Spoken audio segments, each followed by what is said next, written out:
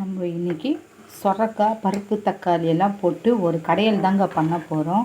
இது சூடான சாதத்தில் ஒரு ஸ்பூனு நெய்யை போட்டு இந்த கடையில் ஊற்றி சாப்பிட்டிங்கன்னா அவ்வளோ அருமையாக இருக்குங்க. இந்த அருமையான சொரக்காய் கடையலை எப்படி செய்யலாம் பார்க்கலாம் வாங்க.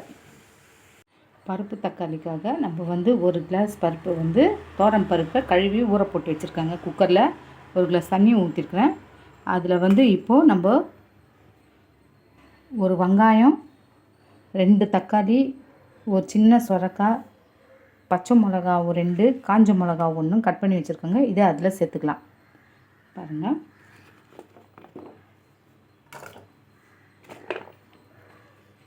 இது எல்லாம் ஒன்றாவே போட்டுக்கலாம்.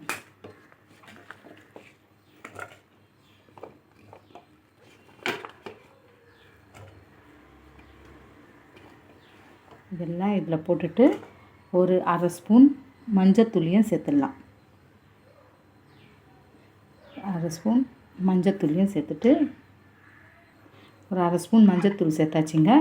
கூடவே ஒரு 4 பல் பூண்டையும் உரித்து வச்சுருக்கோம், அதையும் இதில் சேர்த்துடலாம்.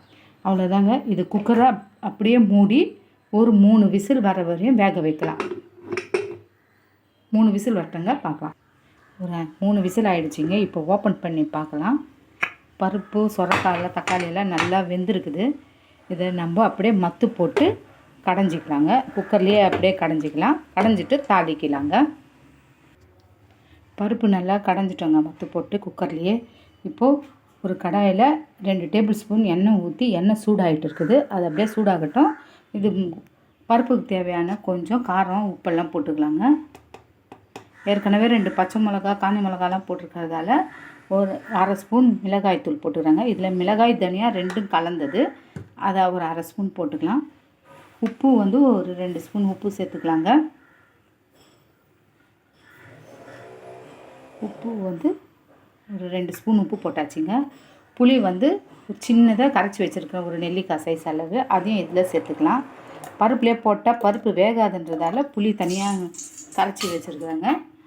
இதை அப்படியே தாளித்து இதில் நம்ம அப்படியே கொட்டிக்கலாம். எண்ணெய் சூடாகிட்டு இருக்குதுங்க. எண்ணெய் சூடாகும் போதே நான் வடியம் வச்சுருக்கிறேன், வடியத்தை போட்டுக்கலாம்.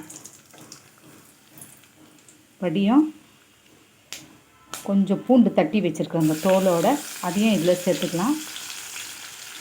ஒரு காஞ்ச மிளகாவை கட் பண்ணி வச்சுருக்கேன், அதையும் இதில் சேர்த்துக்கலாம். கொஞ்சம் பெருங்காயத்தூள் தாளிப்பில் போட்டால் நல்லா வாசனையாக இருக்குன்றதால தாளிப்பில் போடுறேன். கொஞ்சம் கறிவேப்பிலைங்க.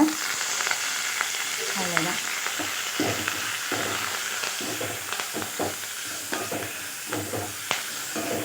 இப்போ இதை நம்ம அப்படியே இந்த இதில் சேர்த்துக்கலாங்க, பருப்பில்.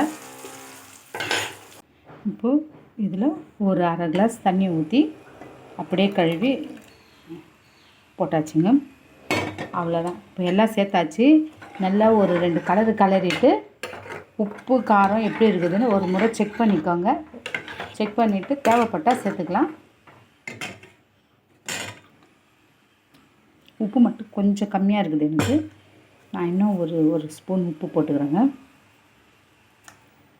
அவ்வளோதாங்க. ஒரு கொதி வந்ததுமே இறக்கிடலாம். பாருங்கள், பருப்பு சொரக்காயெல்லாம் போட்டு நல்லா 2 கொதி வந்துடுச்சிங்க. ரொம்ப அருமையாக இருக்குது, வாசனை கமகமன்னுட்டு. அதில் கொஞ்சம் கொத்தமல்லி தூவி இறக்கலாம். கொத்தமல்லி காலி ஆகிடுச்சுனால நான் வெறும் 2 கறிவேப்பிலை போட்டு ஸ்டவ் ஆஃப் பண்ணிடுறேங்க. சூடான சாதத்தில் போட்டு சாப்பிட்டா இந்த குழம்பு ரொம்ப அருமையாக இருக்கும். நீங்களும் இதே மெத்தடில் ஒரு முறை செஞ்சு பாருங்கள். செஞ்சு பார்த்துட்டு எப்படி வந்திருக்குதுன்னு எனக்கு கமெண்ட்டில் சொல்லுங்கள். இந்த வீடியோ பிடிச்சிருந்தா ஒரு லைக் பண்ணுங்கள். மீண்டும் நம்ம மற்றொரு வீடியோவில் சந்திக்கலாம். தேங்க்யூ.